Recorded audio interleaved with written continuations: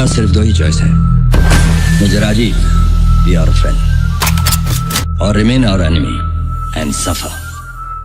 मेरे हृदय से नहीं, मेरी मंजिल कहीं और है, क्योंकि मैं इस देश का एक सिपाही हूँ और हमेशा सिपाही बनकर रहूंगा। ये कहा तूने? अब तक तूने मेरे सिर्फ साथ की। बलदेव और वीरेंद्र की मुलाकात कैसी रहेगी? क्या प्रीति शामिल होगी किसी प्लान में? प्रीति के चक्कर में बचेगी वीरेंद्र की जान? हेलो, मैं हूँ Purnima and welcome to Bollygrad studios. जब कोई बाप अपने बेटे को लहूलुहान देखता है तो उसके दिल पर आखिर क्या गुजरती है, ये कोई भी नहीं जान सकता। लेकिन ये सब कहानी ना बड़े पर्दे पर अच्छी भी लगी थी जब विक्की खुद आगे होकर अपने बाप के कातिलों को मारता है। हमारी इस कहानी में विक्की अपने आदमियों से अभी तक काम करवाता आ रहा है और जसवंत को मरवा भी चुका है। उसके बेटे जोजो का भी मर्डर करवा चुका है और अब वो बाकी के दो दुश्मन वीरेंद्र सिन्हा और बलदेव ही उसका अगला टारगेट है। लेकिन अब वीरेंद्र अपने दोस्त बलदेव को मिलने के लिए बुला रहा है। ये दोस्ती और उनका मिलना कैसा रहेगा, आइए आगे की कहानी में इस बारे में बात करते हैं।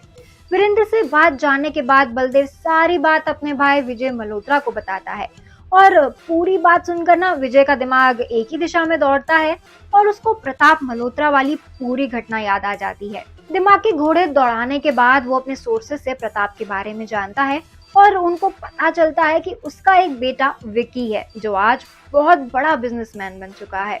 वो विक्की को मारने का आदेश दे देता है। बलदेव फिर इंडिया आ जाता है अपने दोस्त वीरेंद्र से मिलने के लिए और साथ में उसका भाई विजय भी आ जाता है।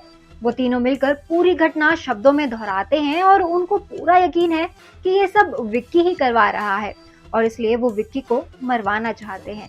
उधर प्रीति जब ऑफिस से घर आती है तो बाय चांस ना वो सारी की सारी बातें सुन लेती है और हैरत में पड़ जाती है कि वो उसी विक्की के साथ उसी के ऑफिस में काम कर रही है जो धीरे धीरे उसके बाप तक आना चाहता है। लेकिन वो फिर भी ना एक बार शांत रहती है और अपने अंकल से मिलती है। हेलो बलदेव अंकल, आप इतने सालों बाद इंडिया में, सब ठीक है ना अंकल? प्रीति ऐसे सवाल करती है कि जैसे उसको कुछ पता ही ना हो। यस प्रीति बेटा, हम इंडिया आए हैं सिर्फ अपने पुराने दोस्त और तुम्हारे पापा से मिलने के लिए, और फिर तुमसे भी तो मिलना था। आखिर हमारी बेटी इतनी बड़ी हो गई है और खूबसूरत भी।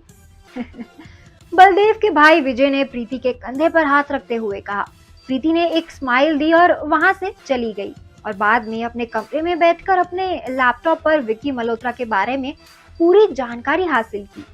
पहले उसने सोचा क्यों ना वो भी अपने पापा की साइड ले, लेकिन उसके मन में ना विक्की को लेकर जो एक सॉफ्ट कॉर्नर था ना, वो उसको इग्नोर नहीं कर पा रही थी और इसलिए उसने विक्की का साथ देने का सोचा और डायरेक्ट विक्की से मिलने का भी प्लान बनाया। उधर जब विक्की प्रीति से मिलने के लिए एक रेस्टोरेंट में जाता है तो उसको पता होता है कि प्रीति किसकी बेटी है, लेकिन उसको पता चलता है कि उसके बाप वीरेंद्र के बाकी के दो दोस्त भी इंडिया आ चुके हैं।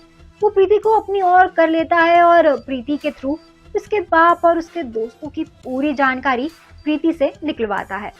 सारी बात सुनकर प्रीति को भी एहसास हो जाता है कि उसके पिता और उनके दोस्तों ने विक्की और उसके पापा के साथ कुछ भी अच्छा नहीं किया और बहुत गलत किया, और फिर यही सोचकर ना वो भी गैंग का हिस्सा बन जाती है। कुछ महीने बाद विक्की को प्रीति उस जगह पर ले जाती है जहां उसने वीरेंद्र, बलदेव और विजय की गुप्त जानकारी फाइलों में कैद कर रखी थी।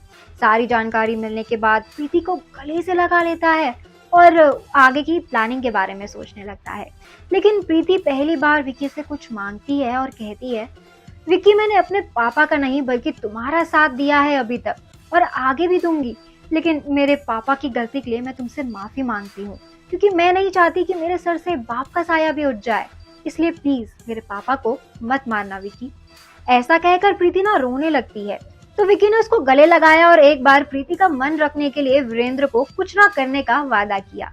आज के लिए बस इतना ही। इस स्टोरी से जुड़े अपने व्यूज हमें कमेंट सेक्शन में जरूर बताएं और अगर ये वीडियो पसंद आया हो तो इसको लाइक और शेयर करें, साथ ही सब्सक्राइब करना ना भूलें बॉलीग्रैड स्टूडियोज को। अब हमारी मुलाकात होगी नेक्स्ट वीडियो में, तब तक के लिए खुश रहें और अपना ध्यान रखें। बाय।